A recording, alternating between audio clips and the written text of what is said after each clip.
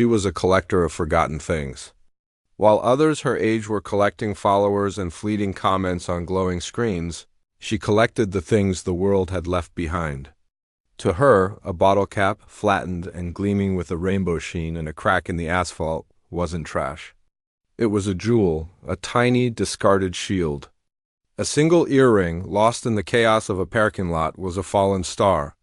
The gears from a grandfather clock, gutted and left for dead on the curb, were the intricate bones of a mechanical heart. Her pockets were always heavy with these small, silent stories. Her bedroom was less a bedroom and more a sanctuary for the lost. It wasn't messy, not in the way a parent might complain about. It was an organized chaos, a living museum built on a foundation of respect for the discarded. Shelves groaned under the weight of glass jars filled with sordid treasures, one for smooth, sea-worn glass, another for rusted keys of unknown origin, a third for buttons that had fallen from coats long since turned to dust. The air smelled faintly of old paper, hot glue, and the metallic tang of solder. In the center of it all, on a sturdy wooden desk scarred with the marks of 1,000 creations, was her stage, a large white board brightly lit by 2 articulated lamps. This is where she practiced her magic. This is where she gave her silent treasures a voice. Her art was stop-motion animation. It was a slow, painstaking process, a world built on patience. She would spend an entire evening just to make a tiny robot. Crafted from a watch gear and a bent fork, take a single, hesitant step forward, click, move the robot's leg, a fraction of a millimeter, click, adjust its body, click, 120 pictures for just 4 seconds of life. But to her, it was worth it. When she played the sequence back on her computer, watching the little metal creature come alive, she felt a power that had nothing to do with popularity. She was a creator, a storyteller, a god of a small, beautiful world made of broken things, but at school she was not a creator. She was not a storyteller. She was at best invisible. At worst she was a target. Northwood High was a world of loud noises and sharp lines, a place where you were either in the circle or you were out. And she was very, very far out. She walked the hallways with her head down, her backpack clutched tight to her shoulders, a shield against the world. Inside that backpack was her sketchbook, her Bible, filled with ideas for new characters and new worlds. It was the only part of her that felt truly safe, the queen of Northwood High was a girl who seemed to be made of sunlight and confidence. She moved through the school with an effortless grace, her laughter echoing off the lockers, a flock of admirers always in her orbit. To her, the world was a stage, and everyone else was either part of her supporting cast or part of the scenery. The girl who collected trash was definitely scenery. The mockery started small, just whispers that trailed after her like smoke. "Look, it's the trash girl. I bet her lunch is made of bottle caps." The words were like little pinpricks, painful on their own, but exhausting in their constant, relentless presence. She learned to navigate the school by becoming a ghost. She learned which stairwells were empty at which times, which hallways to avoid between classes. The cafeteria was the worst. It was a roaring sea of noise and social cliques. She would find the most isolated corner, eat her lunch quickly, and retreat to the library, the one place where silence was not only accepted but encouraged. She would pull out a book and disappear into its pages, but even there, she could feel the eyes on her sometimes, the quiet snickers from a table across the room. The sting of their words was a familiar ache, a constant hum beneath the surface of her days. One afternoon, she was at her locker trying to wrestle a particularly heavy textbook from its metal prison. She was so focused on her task that she didn't hear them approach until it was too late. A shadow fell over her, and she looked up to see the queen and her 2 friends standing there, arms crossed, smirks plastered on their perfect faces. "Find any good garbage today, trash girl?" the queen asked, her voice dripping with a sweetness that was anything but. Her friends giggled on cue, a high-pitched grating sound. The girl felt her face flush hot. She wanted to disappear, to melt into the cold metal of her locker. She just stood there, clutching the book to her chest, unable to form a single word. The queen leaned in closer, her perfume a cloud of cloying flowers. I'm just asking, she said, her voice a loud whisper. We're all curious about what you do in that little world of yours. Do you talk to the trash? Does it talk back? Another wave of giggles. The queen reached out and flicked a small charm bracelet that hung from the girl's backpack. It was made of tiny, polished stones she had found by the river. Or maybe you just wear it. They finally moved on, their laughter trailing behind them, leaving her standing there, feeling small and exposed. The humiliation was a physical weight pressing down on her shoulders. She could feel the tears prickling at the back of her eyes, but she refused to let them fall. Not here, not in front of them. She slammed her locker shut, the sound echoing in the now empty hallway, and walked away, her footsteps heavy. That evening she sat at her desk in her sanctuary, but the magic was gone. The little robot she had been working on, the one with the watch gear heart, just looked like a pile of junk. The whispers from the hallway had followed her home and were now echoing in the quiet of her room. Asterisk trash girl. Trash girl. Asterisk. She looked around at her shelves, at her jars of treasures, and for the first time, she saw them through their eyes. She just saw a collection of garbage. The doubt was a cold, creeping thing, wrapping itself around her heart. What if they were right? What if this was all just a weird, pointless hobby? What if she was just a weird, pointless girl? The next day, a large, colorful flyer was taped to the main bulletin board in the school lobby. Annual Talent Showcase. It screamed in bold letters. Show us what you've got? She saw it as she walked by, her eyes barely registering it. That was for other people. For the singers, the dancers, the kids who could play the guitar and make everyone swoon. It wasn't for her. It was another world, a world she had no access to. She went through her day as usual, a ghost in the hallways, a shadow in the cafeteria. But the flyer stayed in her mind. Later that day she found herself in art class, her favorite and most dreaded subject. Her art teacher was a kind man with gentle eyes, but he didn't understand her art. He would look at her sketchbook, at her detailed drawings of mechanical creatures and whimsical landscapes made of scrap, and he would smile a sad, confused smile. You have a wonderful imagination, he would say, his voice soft. But have you ever thought about trying something more accessible? Maybe some watercolors? A nice landscape? People connect with that. Your style is very niche. It might be hard for a broad audience to understand it. Today, he was walking around the room, looking at students' projects. He stopped at her desk, where she was meticulously gluing tiny pieces of colored glass onto a small, wooden box. He watched her for a moment, his head tilted. That's very intricate, he said. But you know, the talent showcase was announced today. You should think about entering. Maybe a nice charcoal portrait would do well. You have the skills for it. His words were meant to be helpful, she knew that, but they landed like a punch to the gut. They were the same words the popular kids were saying, just dressed up in kinder language. Asterisk, your art is too weird. Nobody will get it. You should be more like us. Asterisk. She felt the same heat rise in her cheeks that she felt in the hallway. She just nodded, not trusting herself to speak. She went home that day feeling more defeated than ever. The whispers, the smirks, even the kind but crushing words from her teacher, it was all a confirmation of the same thing. She didn't belong. Her world was wrong. Her passion was a joke. She walked into her bedroom, ready to just crawl into bed and disappear, but she stopped. Her desk lamp was on, illuminating the little robot with the watch gear heart. She had left it standing there, one foot lifted, forever frozen in the middle of a step.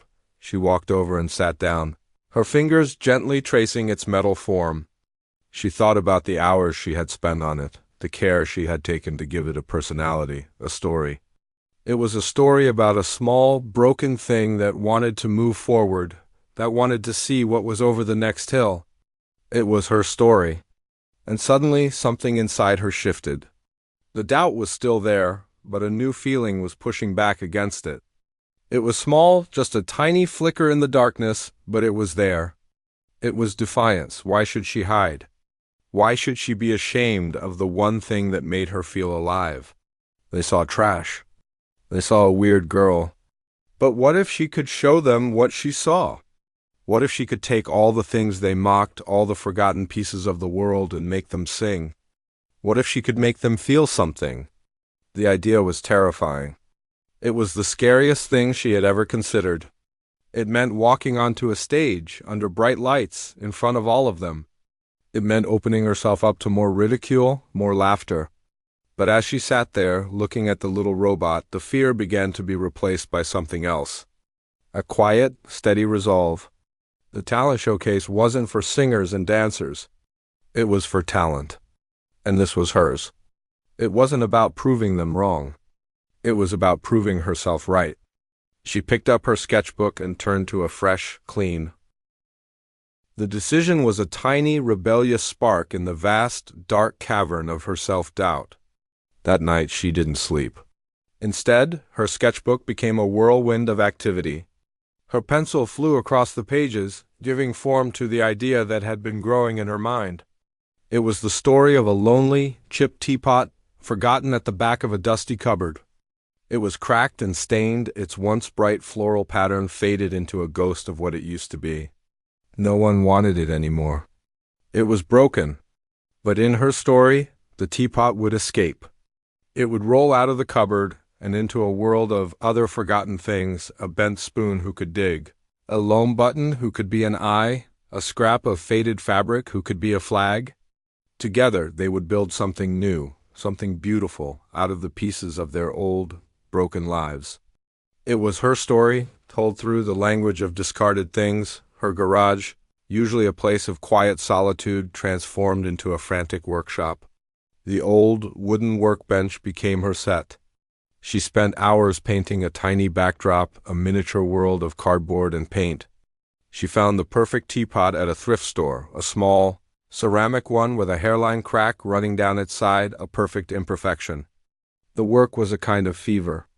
She was fueled by the sheer, defiant joy of creating, of turning her secret world into something real. She would work for hours, losing all track of time, her back aching from being hunched over, her fingers stained with paint and sticky with glue. But she didn't care. For the first time, she wasn't just hiding from the world. She was building a new one to show it, but the tide of reality is relentless, and it began to creep back in. The initial burst of energy started to fade, replaced by the sheer, grinding exhaustion of the task. Stop motion is a cruel art form. It demands absolute patience for a minuscule reward. She spent an entire evening just trying to make the teapot wobble on its base. Click, move it a hair's breadth, click, adjust the tilt, click. After 3 hours, she had less than 2 seconds of footage. The excitement began to curdle into frustration. The garage, which had felt like a fortress, now felt like a prison. The silence was no longer peaceful. It was heavy, filled with the unspoken doubts that were starting to whisper at the edges of her mind. At school, the whispers were no longer whispers. They had grown louder, more confident. The queen and her circle seemed to sense her new project, even though she never spoke of it. Maybe it was the dark circles under her eyes, or the way she now clutched her sketchbook not just like a shield, but like a life raft. One afternoon, they cornered her near the water fountains. The queen, with a predator's grace, snatched the sketchbook right out of her hands. "Oh, look at this," she cooed, flipping through the pages with exaggerated interest. Her friends crowded around, snickering. "It's a teapot? Are you drawing a teapot? How quaint." She held up a page for everyone to see. It was a detailed drawing of the teapot character, its spout tilted up as if looking at the stars. "What's its name, trash girl? Mrs. Potts? Are you going to make a cartoon for babies?" The humiliation burned hot and fast. A crowd was starting to form. She felt their eyes on her, a mix of pity and amusement. She wanted the floor to open up and swallow her whole. She lunged for the book, but the queen held it just out of reach, her smile widening. "Oh, don't be shy," she said, her voice dripping with fake sweetness. "We're all just so interested in your art. Maybe you can show us how you make your little trash friends dance." She finally let go of the book, letting it fall to the floor with a slap. The girl snatched it up, her heart hammering against her ribs, and fled. The sound of their laughter chasing her down the hall, the laughter followed her into the cafeteria the next day. She was trying to eat, sitting in her usual isolated corner, when the Queen and her friends walked past her table. One of them tripped, stumbling and knocking a half-full carton of milk off her tray. It splattered all over the floor right next to the girl's feet. "Oops!" the friend cried out, not sounding sorry at all. The Queen looked down at the spreading white puddle, then at the girl, a smirk playing on her lips. "You'd better clean that up," she said loudly. "You're the expert in trash, right?" The entire table erupted in laughter. The girl just sat there, frozen, her sandwich tasting like ash in her mouth. She felt the eyes of the whole cafeteria on her. She was a spectacle, a joke. She quickly gathered her things and escaped to the library, the sting of tears making her vision blur. The world was not just ignoring her. It was actively pushing her down. The final blow came from a place she least expected it. Her art teacher, the kind man with the gentle eyes, asked her to stay after class. She thought, for a fleeting moment, that he had seen her sketchbook, that he was going to encourage her. "I heard about the talent showcase," he began, his voice soft and concerned. "And I know you have a very unique passion." He paused, choosing his words carefully. "I just worry that your style, your particular medium, might be misunderstood. A high school audience, they want something quick, something bright. They want to see a beautiful painting or hear a great song. What you do? It's slow. It's personal. I'm just afraid they won't get it. And I don't want to see you get hurt." He was trying to be kind. She knew that. He thought he was protecting her. But his words were the worst of all. They were a gentle pat on the head version of the Queen's cruelty. They were the voice of authority, the voice of reason, telling her the same thing: you are not good enough. Your art is not good enough. You will fail. The doubt that had been a quiet whisper in the back of her mind was now a roaring chorus. The Queen, her friends, the teacher, the whole school, they were all right. Who was she trying to fool? That evening she sat in the garage, staring at her workbench. The little teapot stood in the center of the cardboard set, surrounded by its junkyard friends. But they didn't look like friends anymore. They just looked like what they were: a broken pot, a piece of junk metal, a scrap of rag. The entire project looked pathetic, a child's foolish dream. All the hours, all the effort, all the hope, it was all a stupid joke. The voices in her head were screaming now. Asterisk, trash girl, weirdo, they'll laugh at you. You'll fail. Asterisk, a hot, white-hot rage surged through her, a rage born of pure frustration and helplessness. It wasn't directed at anyone but herself. She let out a strangled cry and swept her arm across the workbench. The teapot, the spoon, the button, the tiny cardboard trees, all of it went flying. They scattered across the concrete floor with a series of sickening clatters and cracks. She stood there, breathing heavily, her chest heaving. The silence that followed was deafening, broken only by the sound of her own ragged breaths. She looked down at the mess on the floor. Her world shattered. The tide of doubt had finally risen and washed over her completely, leaving nothing but wreckage in its wake. She sank to the floor, her head in her hands, and for the first time since she had started, she let the tears fall. She sat on the cold concrete floor of the garage for a long time, the silence pressing in on her. The only sound was the slow, steady drip of a leaky faucet somewhere in the shadows, a rhythmic, lonely beat. The mess was everywhere. The tiny teapot, the star of her shattered world, had a new, jagged crack across its body. The little spoon was bent beyond repair. The cardboard trees were crumpled and torn. It was a graveyard of her hopes. She looked at her hands, which were trembling slightly. They were the hands of a destroyer, not a creator. The voices in her head had won. The teacher was right. The Queen was right. She was a joke. A weird girl playing with trash. The defiance that had fueled her for weeks had evaporated, leaving behind a hollow, empty ache. She felt nothing. No anger, no sadness, just a vast, cold emptiness. She slowly got up, walked out of the garage, and closed the door, leaving the wreckage behind. She didn't go back in that night or the next. The next few days at school were a blur. She moved through the hallways like a ghost, her feet barely seeming to touch the floor. The world had lost its color, muted to a dull gray. She didn't even look at the ground anymore. Her pockets, once heavy with potential treasures, remained empty. What was the point? A bottle cap was just a bottle cap. A rusty key was just a piece of junk. The magic was gone. The queen and her friends seemed to barely notice her now. Their fun had been in the reaction, in the rise they could get out of her. But she gave them nothing.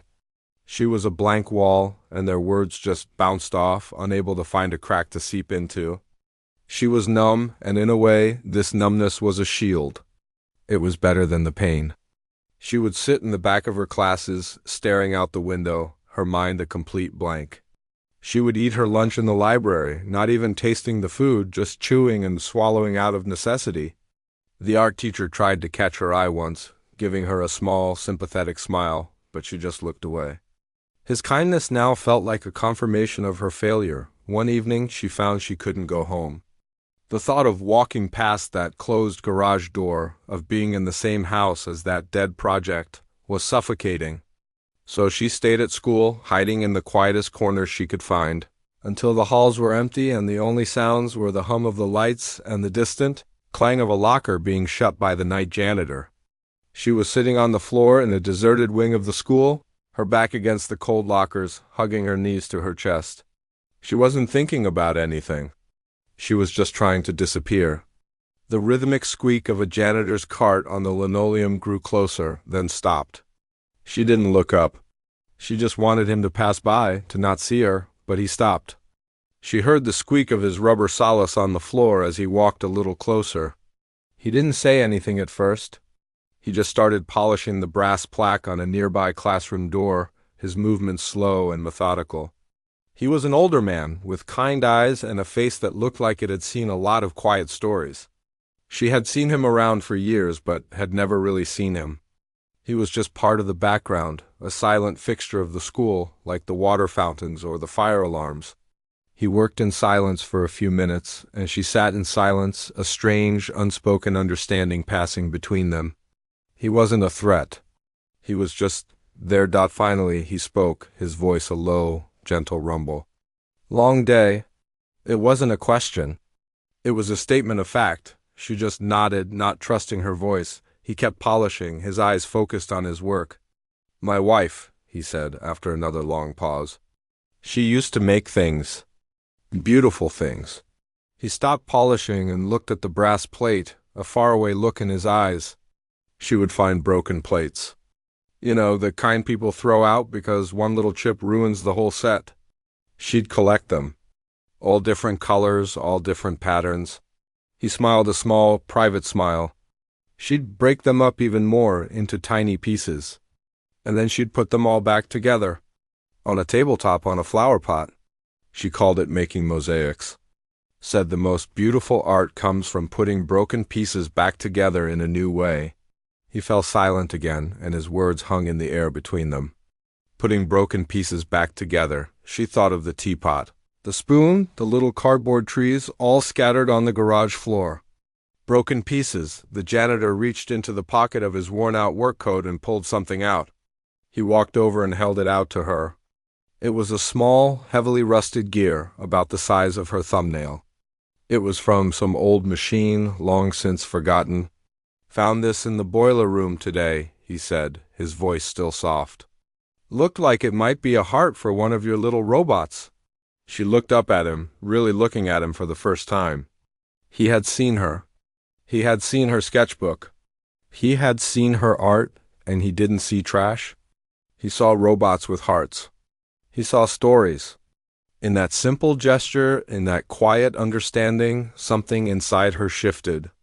It was a tiny, almost imperceptible movement, like the first thaw of spring after a long, hard winter.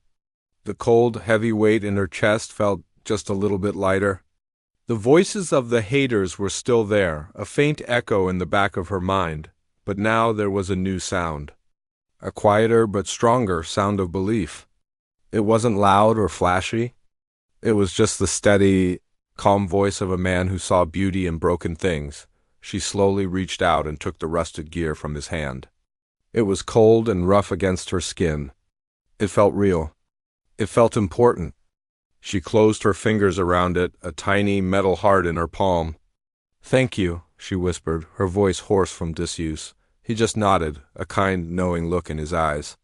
He went back to his cart and started pushing it down the hall, the squeak of the wheels slowly fading away, leaving her alone in the quiet hallway. But she didn't feel alone anymore. She sat there for a few more minutes, clutching the gear, the warmth from her hands slowly seeping into the cold metal. She thought about his wife, making mosaics from broken plates. She thought about the teapot with the crack, the bent spoon, the lonely button. They weren't just junk. They were pieces.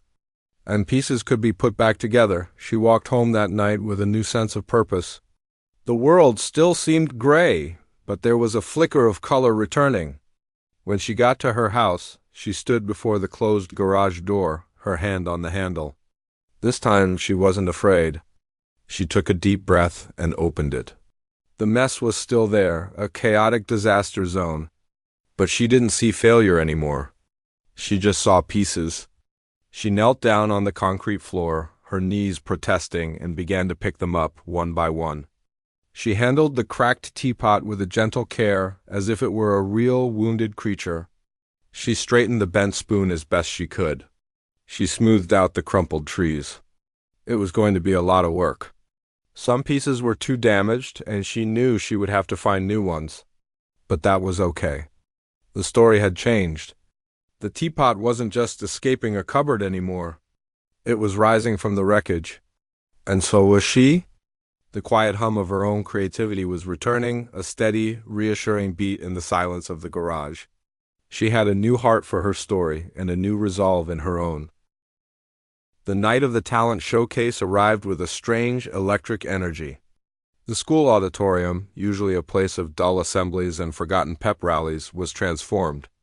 The air hummed with a nervous excitement, thick with the smell of popcorn and the low thrum of 100 conversations. Backstage, it was a controlled chaos of rushing bodies, frantically adjusted costumes, and last-minute whispered lines. She stood in the middle of it all, an island of calm in a sea of panic.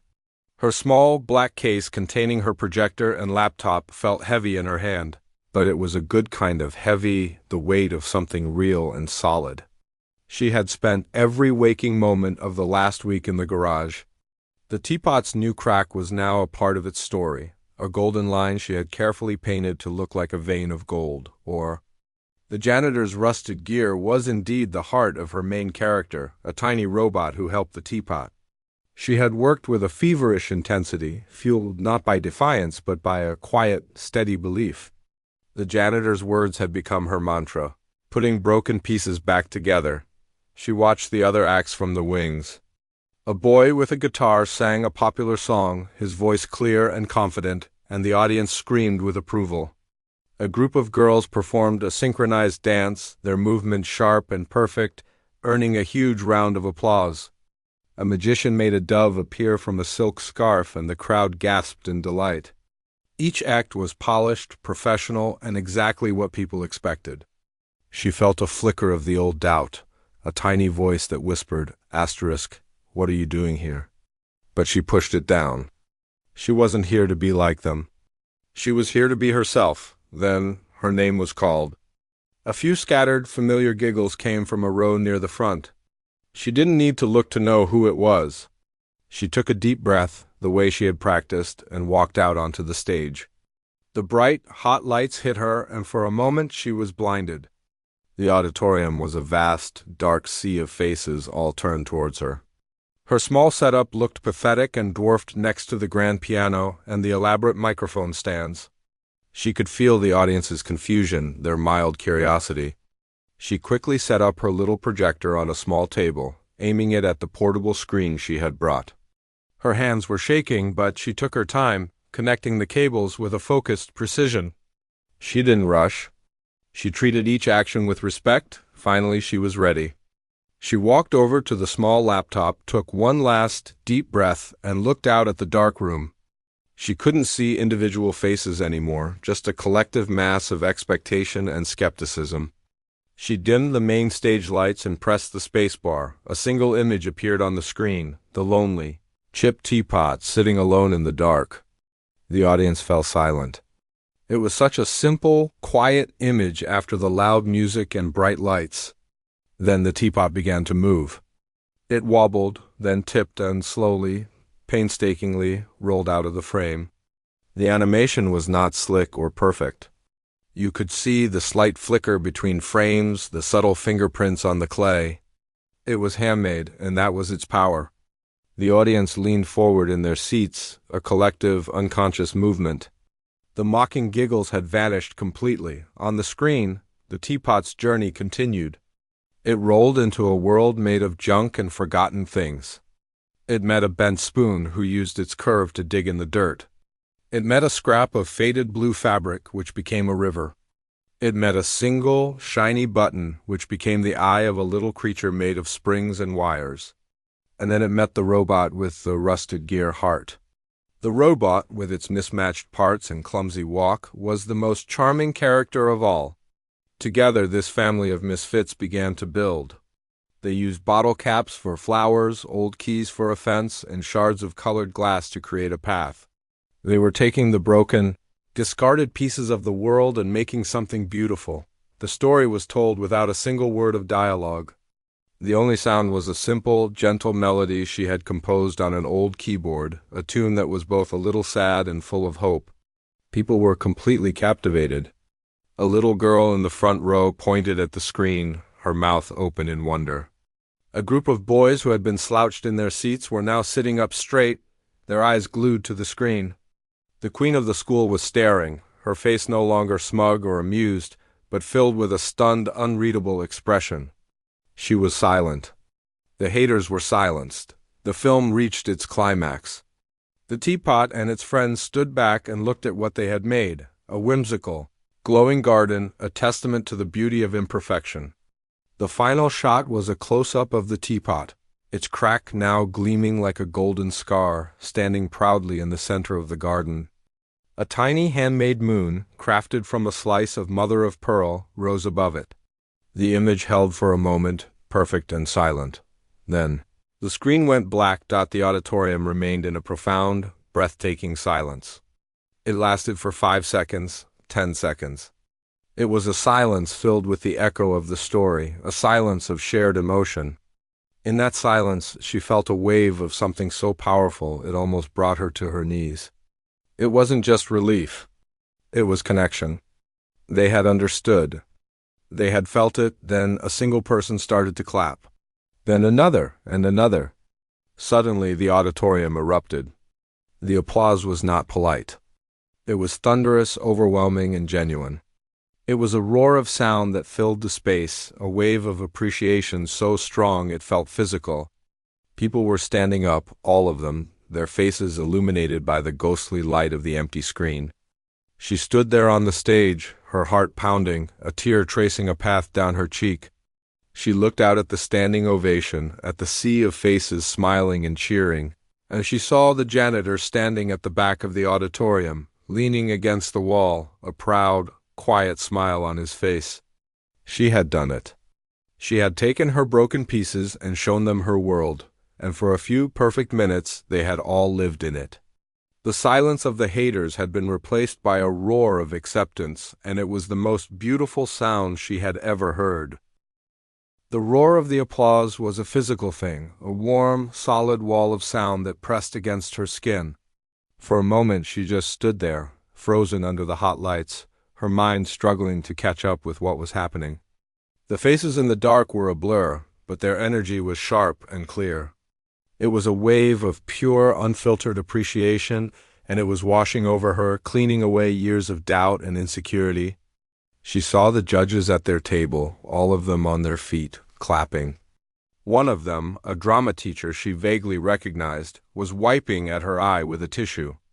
The principal walked onto the stage, a wide, genuine smile on his face, and held out his hand. She took it, her own feeling small and trembling in his firm grasp. He led her to the center of the stage, to the microphone, but she just shook her head. She didn't have any words. All she had was a heart that felt like it was going to burst right out of her chest. The principal seemed to understand. He just nodded and patted her shoulder before turning back to the audience. And the first place award for this year's talent showcase goes to a truly unique and unforgettable artist. He presented her with a small golden trophy. It was heavy and cold in her hands, its smooth surface a stark contrast to the rough, textured materials she worked with. She held it up, not as a prize, but as an offering, a silent thank you to the audience, to the janitor, to the broken teapot, and the little robot with the rusted gear heart. The applause surged again, and this time she let a single tear fall.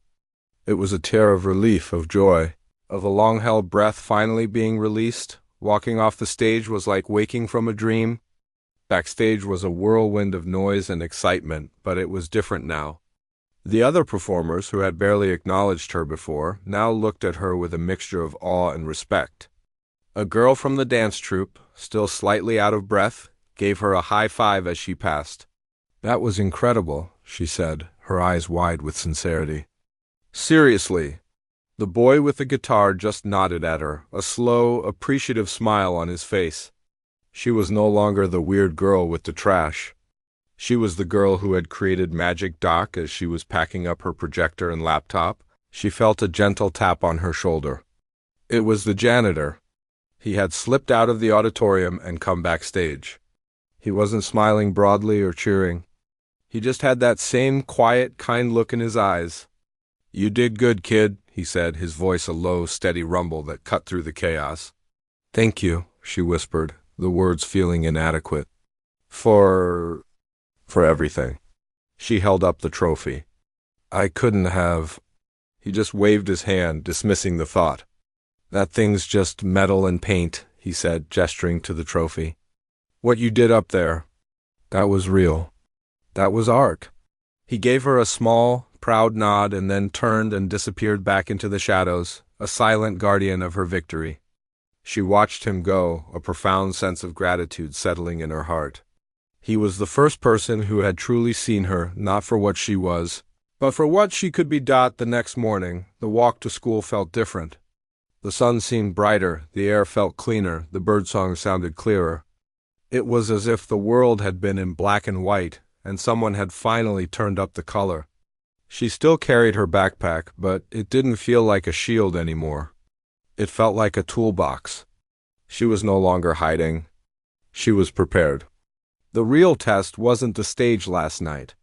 It was the hallways of Northwood High Da. As she walked through the front doors, she felt the familiar knot of anxiety tighten in her stomach. Old habits die hard. But the moment she stepped inside, she knew something had changed. The usual morning chatter was there, but the undertone of whispers and snickers was gone. When people saw her, they didn't look away or nudge their friends. They looked at her. Really looked at her. A group of freshmen, who she didn't even know, stopped talking and just stared for a second. Then one of them gave her a shy, impressed smile. In the hallway, a girl from her history class stopped her. "Hey," she said a little nervously. "I saw your film last night. It was beautiful. My little brother wants to know if the teapot is okay." The girl laughed.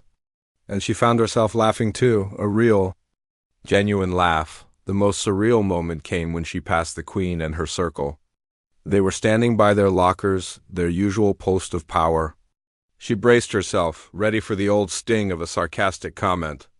But as she walked by, they just went quiet. The Queen didn't look at her. She just stared down at her phone, her fingers scrolling furiously, her jaw tight. Her friends looked anywhere but at her. There was no smirk, no whispered insult. There was just a thick, uncomfortable silence. Their power, which had been built entirely on her perceived weakness, had evaporated overnight. She had not fought them. She had not argued with them. She had simply rendered them irrelevant. The silence was their defeat, and it was more deafening than any comeback she could have ever made. Later that day, she was at her locker when she felt a presence behind her. It was the art teacher. He looked hesitant, a stark contrast to his usual gentle confidence. "Can I talk to you for a second?" he asked, his voice soft. She nodded, closing her locker door. I wanted to apologize, he began, looking at the floor. For what I said before the showcase, I was wrong. I was trying to protect you, I think, but I was really just trying to fit you into a box I understood. I've never seen anything like what you did. It was pure storytelling. You have a rare gift, and I'm sorry I almost made you doubt it. He looked up at her, his eyes filled with a genuine respect.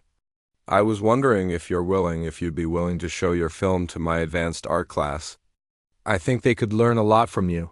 She felt a lump form in her throat. This was the final piece of the puzzle, the last voice of doubt being silenced. I'd like that, she said, her voice clear and steady. I'd like that a lot. That afternoon, she didn't go straight home. She went to the garage. The little trophy sat on her workbench, catching the afternoon light. It was a nice object, a symbol of her victory, but it wasn't the real prize. The real prize was the feeling in her chest, a quiet, steady hum of confidence. She looked around at her organized chaos, at her jars of treasures and her half-finished projects. This was her world. And now, she knew it was a world others wanted to visit. She sat down at her desk and opened her sketchbook to a fresh, clean page. The story of the teapot was over. But there were so many other stories waiting to be told. A story about a single, lost key searching for its lock. A story about a family of mismatched socks. A story about a rusty gear that became a heart. She picked up her pencil, its familiar weight comforting in her hand, and began to draw. The door to the garage was slightly ajar, letting in the warm afternoon air and the sounds of the world outside. She was no longer hiding in the shadows. She was in the light, creating her own.